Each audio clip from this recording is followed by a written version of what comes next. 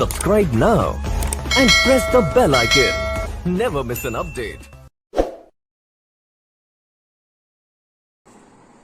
Hello friends, कैसे हैं आप लोग। मैक्सिमा एजुकेशन पॉइंट में आज फिर से फिजिक्स विषय के साथ हम आपके सामने उपस्थित हैं।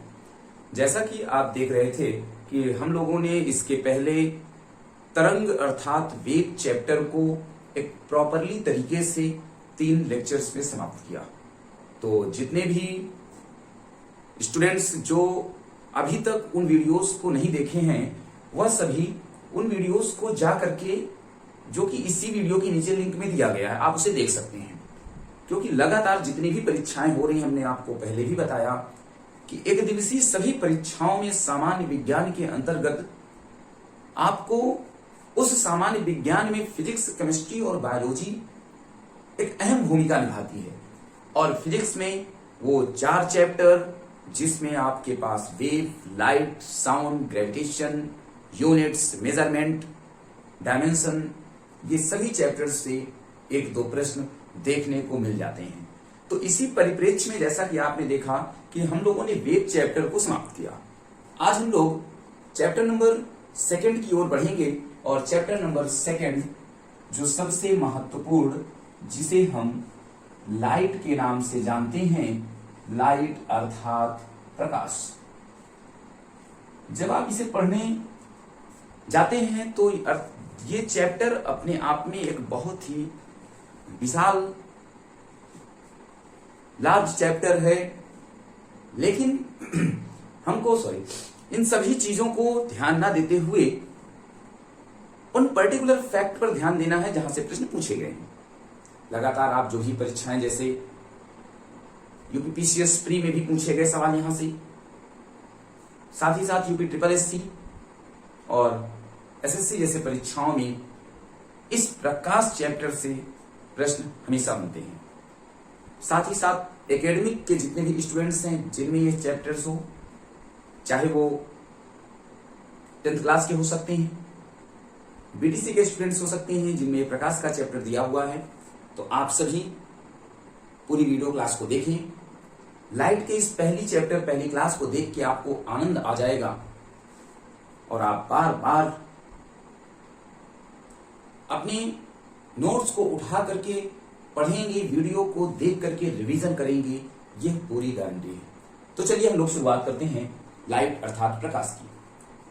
सबसे पहले प्रकाश के सामने या प्रकाश चैप्टर शुरू होते ही दिमाग में एक प्रश्न आता है कि प्रकाश क्या है। सबसे पहली बात, आप सभी अपने मन में इस बात का मनन करिए और बताइए कि प्रकाश क्या है। जब ये प्रश्न आपके सामने आता है तो उसमें बहुत सारे तर्क देखने को मिलते हैं। किसी व्यक्ति से हम यह पूछें कि क्या आपने प्रकाश को देखा है, तो अधिकतर मोस्टली बच्चों के आंसर यही होंगे कि हाँ सर, हमने प्रकाश को देखा है। सुबह होती है, प्रकाश आता है, व्हाइट कलर का होता है, येलो कलर का होता है। दरअसल आपको हम बता दें, ऐसा कुछ भी नहीं होता। आप प्रकाश को नहीं देख पाते। आप छत में गए तो आपने देखा एक बॉक्स रखा हुआ है, एक बक्सा रखा हुआ है। आपने कहा प्रकाश आ गया, तो हमने देख लिया। तो आपने किसे देखा? आपने उस बक्से को देखा, प्रकाश को नहीं देखा। इस परिप्रेक्ष्य में हम ये कह सकते हैं कि प्रकाश और कुछ भी नहीं बल्कि एक प्रकार की ऊर्जा होती है। आज हम प्रकाश की बहुत सारी परिभाषाओं को पढ़ेंगे, बहुत सारे तरीके से प्रकाश को परिभाषित करने का भी प्रयास आपके सामने किया जाएगा। दरअसल सबसे पहली और सबसे बेसिक, या आप लोगों के दिमाग में यह होगा कि एकदम से स्टार्टिंग की बात हो रही है, तो प्रकाश के बारे में जब स्टार्टिंग की बात होती है तो हम लोग कहते हैं, क्या कहते हैं? प्रकाश एक प्रकार की ऊर्जा है। It is the form of energy with the help of light we can see objects. अर्थात प्रकाश एक प्रकार की ऊर्जा है जिसकी सहायता से हम वस्तुओं को देख पाते हैं। यह आपसे बेसिक परिभाषा नंबर 1 में आपको दिखेगा कि प्रकाश क्या है। तो हम कहते हैं प्रकाश एक प्रकार की ऊर्जा है जिसके द्वारा हम वस्तुओं को देख पाते हैं। दरअसल प्रकाश के द्वारा हम वस्तुओं को कैसे देखते हैं, इस बात को जब हम समझेंगे तो मान लेते हैं कि यह एक सन है, सूरज है, और यहाँ पास आपके सामने एक पेंसिल बनाई गई है, ध्यान देना है, पेंसिल बनाई गई है, और यहाँ आपकी आंख है। क्या है? आंख है। ये सुंदर सी आंख बनाई गई है। प्रश्न है कि कैसे यह ऊर्जा और हम वस्तुओं को देख पाते हैं। दरअसल आप देखेंगे कि जब ये सूर्य की किरणें आकर के इस पेंसिल पर पड़ती हैं, ये सूर्य की किरणें आकर के पेंसिल पर पड़ती हैं और पेंसिल से रिफ्लेक्ट करके, पेंसिल से क्या है? रिफ्लेक्ट करके, ध्यान देना है कि ये आपकी आई है और ये पेंसिल है। ध्यान से आपको समझना है, ये सन है, ये रेज है। जब सूर्य की किरण पेंसिल से आकर के टकराती है और पेंसिल से टकराकर रिफ्लेक्ट होकर के आंखों पर पुनः आ जाती है, तब आप देखेंगे कि इस पेन का जो प्रतिबिंब है, जो इमेज है, वह हमारी आंखों के कौन से पार्ट पर? रेटिना पार्ट पर बनता है। रेटिना पार्ट पर बना हुआ प्रतिबिंब कैसा होता है, प्रश्न पूछा गया है। तो आप कहेंगे सर कि पेंसिल से रिफ्लेक्ट होकर जो आई लाइट है, उसके द्वारा हमारी आंखों पर बना जो प्रतिबिंब है वह रेटिना पर बनेगा और वह उल्टा बनेगा। कैसा बनेगा? उल्टा बनेगा। और उसके बाद इस आंख के रेटिना पार्ट पर बने उल्टे प्रतिबिंब का जो सीधा प्रतिबिंब है, ध्यान देना है, इस उल्टा प्रतिबिंब का जो सीधा प्रतिबिंब है, सीधा प्रतिबिंब है, वह हमारे मस्तिष्क के सेरेब्रम एक पार्ट होता है। जब आप देखेंगे मस्तिष्क को, जब आप पढ़ेंगे तो आप यहाँ पे देखेंगे कि इसके 3 पार्ट होते हैं। तो इसमें इसका जो उल्टा प्रतिबिंब है, यह मस्तिष्क के सेरिब्रम पार्ट पर, सेरिब्रम भाग पर सीधा प्रतिबिंब बनता है। बायोलॉजी की क्लास में आप समझेंगे कि मस्तिष्क के 3 भाग सेरिब्रम और मॉड्यूला होता है। तो उन तीनों में से सेरिब्रम, ध्यान देना, सेरिब्रम है, LE है, सेरिब्रम पार्ट पर इस उल्टे प्रतिबिंब का सीधा प्रतिबिंब दिखाई देता है। और सीधे प्रतिबिंब का मतलब है कि हमें उसी प्रकार से पेंसिल दिखाई देगी जैसे कि वहां पे रखी हुई थी। ये बात क्लियर होनी चाहिए कि प्रकाश के द्वारा हम वस्तुओं को कैसे देख पाते हैं। क्लियर हो रही है कि प्रकाश आता है, वस्तु पर टकराता है और वस्तु पर टकरा करके वह हमारी आंखों तक पहुंचता है और आंखों तक पहुंचने के बाद रेटिना पर बनता है उल्टा प्रतिबिंब और उल्टा प्रतिबिंब हमारी सेरिब्रम पार्ट पर सीधे प्रतिबिंब के रूप में दिखाई देता है। क्लियर? चलिए प्रकाश के बारे में दूसरी बात। प्रकाश एक प्रकार की आयांत्रिक अनुप्रस्थ तरंग होती है। चलिए, प्रकाश एक प्रकार की अनुप्रस्थ के साथ साथ आयांत्रिक तरंग भी होती है। तो इस बात की व्याख्या हम लोग तरंग के चैप्टर में कर चुके हैं। किया है कि नहीं किया? अगर नहीं किया है, आपने नहीं पढ़ा, तो आप तरंग के उस पाठ को जाकर जरूर पढ़ें। कह रहा है कि प्रकाश एक प्रकार की आयांत्रिक अनुप्रस्थ तरंग होती है। हम लोगों ने वहां इस चीज का डिस्क्रिप्शन किया कि आयांत्रिक तरंग कौन सी है। तो हमने कहा था कि जिन तरंगों के विचलन के लिए, संचरण के लिए माध्यम के साथ साथ निर्वात में भी वो अपना गमन कर सकती हैं, ऐसी किरणों को, ऐसी तरंगों को हमने आयांत्रिक तरंग कहा था कि नहीं कहा था? और वहां हमने पढ़ा था कि प्रकाश आयांत्रिक तरंग का उदाहरण होता है। तो आप बताएंगे कि यांत्रिक तरंग का उदाहरण कौन सा होता है? यांत्रिक तरंग का उदाहरण कौन सा होता है?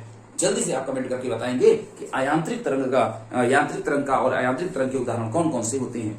तो जैसा कि आपने देखा, अयांत्रिक तरंग के अंतर्गत हम अगर प्रकाश को रखते हैं तो यांत्रिक तरंग के अंतर्गत हम किसे रखेंगे? जल्दी बताएंगे। यांत्रिक तरंग के अंतर्गत हम लोग ध्वनि को रखते हैं। किसे रखते हैं? ध्वनि को रखते हैं। ध्वनि तरंगे यांत्रिक अनुदैर्ध्य तरंगे होती। हम लोगों ने इसके पहले की क्लास में इस बात को पढ़ने का प्रयास किया था। क्लियर है? इस प्रकाश के बारे में जब आप और आगे बढ़ते हैं तो बहुत सारी संकल्पनाएं हैं प्रकाश के बारे में, बहुत सी संकल्पनाएं हैं, बहुत सी संकल्पनाएं हैं। हम जब इन संकल्पनाओं को पढ़ने का प्रयास करते हैं कि प्रकाश के बारे में और लोग क्या सोचते हैं, तो काफी दिनों तक लोग इस बात को बताने में असमर्थ रहे कि प्रकाश का गुण क्या होता है। जब इस बात को समझाने में असमर्थ रहे तो इसमें आप देखेंगे कि प्रकाश को आपने किताब में पढ़ा होगा, एक लाइन में लिखा हुआ कि प्रकाश द्वैध प्रकृति का होता है। द्वैध प्रकृति अर्थात डुअल नेचर का होता है। अगर हम आपसे कहें कि अपनी इस बात को बताइए कि प्रकाश का डुअल नेचर कैसे होता है, तो फिर से हम आएंगे उस परिप्रेक्ष्य में जिसमें लोगों ने अपने विचार दिए, वैज्ञानिकों ने बताया, और सबसे पहला नाम आता है न्यूटन साहब का। किसका? न्यूटन साहब का आता है। न्यूटन ने कहा, क्या कहा? प्रकाश एक कण की भांति, प्रकाश एक कण की भांति व्यवहार करता है। कैसा करता है? प्रकाश एक कण की भांति व्यवहार करता है और यह एक सीधी रेखा में चलता है। ध्यान देना है, यह सभी प्रॉपर्टी आपके परीक्षा में पूछी गई है। न्यूटन साहब ने कहा कि प्रकाश एक कण की भांति व्यवहार करता है और यह सीधी रेखा में चलता है। कैसे चलता है? सीधी रेखा में चलता है।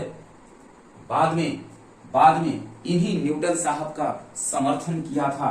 इनका समर्थन किया था किसने? आइंस्टीन ने। आइंस्टीन ने इनका समर्थन किया था और आइंस्टीन ने यह कहा था कि प्रकाश जो है वह पृथ्वी पर, जब आइंस्टीन ने कहा कि जो प्रकाश है वह जब पृथ्वी पर आता है, ये पृथ्वी है, ये क्या है?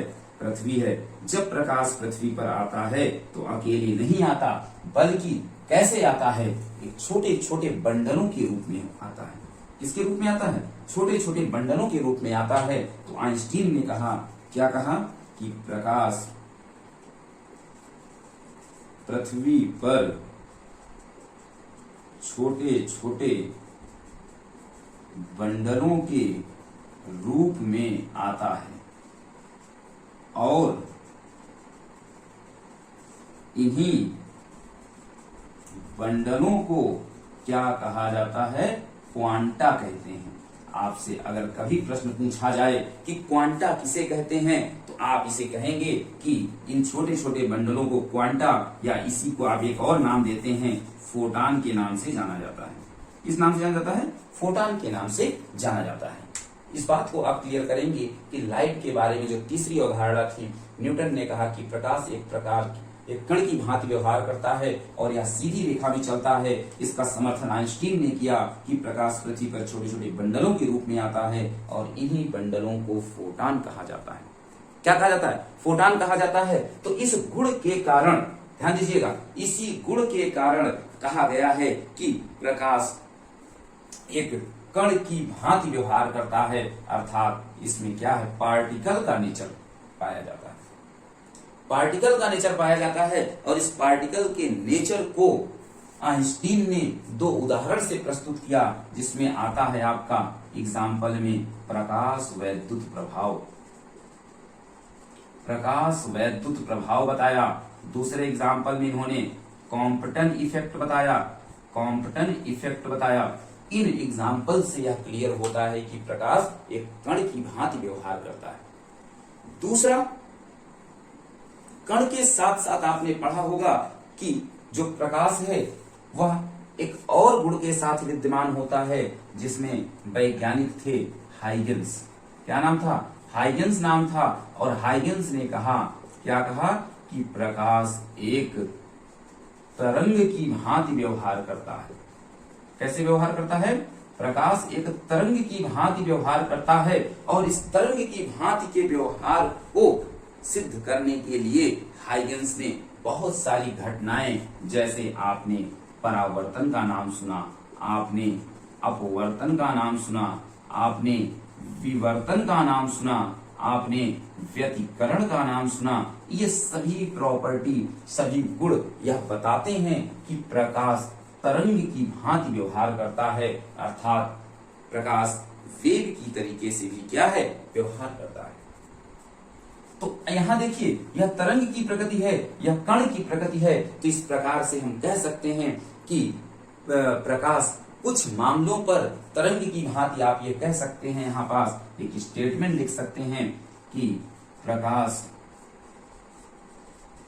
कुछ मामलों में तरंग की तरह तथा कुछ मामलों में कण की तरह व्यवहार करता है, इसलिए इसे द्वैध प्रकृति के नाम से जाना जाता है। या आप ये कहेंगे कि हम ये कह सकते हैं कि प्रकाश में द्वैध प्रकृति पाई जाती है, डुअल नेचर पाया जाता है, क्योंकि प्रकाश एक कण की भांति भी व्यवहार कर रहा है और प्रकाश एक तरंग की भांति भी व्यवहार कर रहा है। इस बात से आप प्रकाश के बारे में समझ सकते हैं। चलिए इसको मिटाते हैं और कुछ और फैक्ट की बात करते हैं। प्रकाश के बारे में कुछ और महत्वपूर्ण फैक्ट की बात हम लोग करेंगे। जैसा कि आप जान रहे हैं कि अगर हम चाल की बात करें, किसकी बात करें, चाल की बात करें, तो प्रकाश की चाल, प्रकाश की चाल आपसे पूछा जाए, फैक्ट है तो अभी आप तुरंत बता देंगे, लेकिन एक नया प्रश्न है कि प्रकाश की चाल के बारे में सर्वप्रथम किसने बताया, सर्वप्रथम किसने बताया, जल्दी से बताइए। प्रकाश की चाल के बारे में सर्वप्रथम किसने बताया? तो आपको याद आ रहा होगा कि प्रकाश की चाल के बारे में सर्वप्रथम एक वैज्ञानिक हैं जिनका नाम है रोमर। ध्यान देना है, रोमर। रोमर नामक वैज्ञानिक ने सबसे पहले प्रकाश की चाल के बारे में बताया। और आप यह जानते हैं कि प्रकाश की चाल कितनी होती है? चलिए बताइए, प्रकाश की चाल कितनी होती है? 3 × 10⁸ मीटर प्रति सेकंड होती है। और अगर आपसे पूछा जाए कि ध्वनि की चाल कितनी होती है, ध्वनि की चाल कितनी होती है, तो इसको भी आपने याद किया है, कितनी? 332 मीटर पर सेकंड होती है। यह इंपॉर्टेंट फैक्ट। इसके साथ साथ आपसे अगर ये पूछा जाए कि प्रकाश को पृथ्वी की सतह में आने में कितना समय लगता है, प्रकाश को पृथ्वी की सतह में आने पर, तो आपको एक चीज याद रखना है, 500 यही फैक्ट है, सेकंड का समय लगता है। अगर आपसे मिनट में पूछता है तो आप क्या कहेंगे? जब आप इसे डिवाइड करते हैं तो 80 से आपको डिवाइड करना पड़ेगा और आप इसमें देखेंगे कि 80 से डिवाइड करने के बाद देखिए कितना हो जाएगा, 8 मिनट और 20 सेकंड का समय लगता है। 8 मिनट 20 सेकंड का आपके पास समय लगता है। किस चीज में? प्रकाश को पृथ्वी की सतह पर आने में कितने सेकंड का? 8 मिनट 20 सेकंड का समय लगता है। एक और फैक्ट की बात करेंगे। जैसा कि आप जानते हैं कि चंद्रमा का स्वयं का प्रकाश नहीं होता, बल्कि वह दूसरे के प्रकाश से परावर्तित होकर हमें दिखाई देता है। तो प्रश्न है कि चंद्रमा से परावर्तित प्रकाश को, चंद्रमा से परावर्तित प्रकाश को पृथ्वी तक आने में कितना समय लगता है? तो फैक्ट है, आप देखेंगे 1.28 सेकंड का समय लगता है। कितने का? 1.28 सेकंड का समय लगता है। ये आपके 5 फैक्ट थे। और एक प्रश्न की बात करेंगे। जैसे आप देखते हैं कि जब आप पटाखा जलाते हैं, ध्यान दीजिए, एक इंपॉर्टेंट फैक्ट है कि जब आप पटाखा जलाते हैं तो सबसे पहले आपको क्या दिखाई या सुनाई देता है? आपको उसका प्रकाश दिखाई देता है या फिर उसकी ध्वनि सुनाई देती है। आप जल्दी से आंसर देंगे। जब आप पटाखा जलाते हैं तो सबसे पहले आपको लाइट दिखाई देती है, तब आपको साउंड सुनाई देता है। ऐसा क्यों है? क्योंकि लाइट अर्थात प्रकाश की चाल 3 × 10⁸ होती है और साउंड ध्वनि में आप देखेंगे 332 होती है। क्लियर है? तो यह रहा लाइट का एक बेसिक कॉन्सेप्ट, जहां से लाइट के जो महत्वपूर्ण फैक्ट हैं, जो प्रश्न पूछे जाते हैं लगातार, उन सभी को हमने एक क्लास में, एक लेक्चर में समायोजित करने का प्रयास किया है। आपको यह लेक्चर, यह वीडियो, यह क्लास कैसी लगी, आप सभी कमेंट करके हमें बताते रहें, क्योंकि उन्हीं कमेंट को देख करके ही हम उस वीडियो, उस क्लास को और अगली क्लास को और अधिक अट्रैक्टिव बनाने का प्रयास करते हैं। तो इस क्लास को ओवर करेंगे और हम लोग मिलेंगे कल अगली क्लास में। तब तक के लिए धन्यवाद।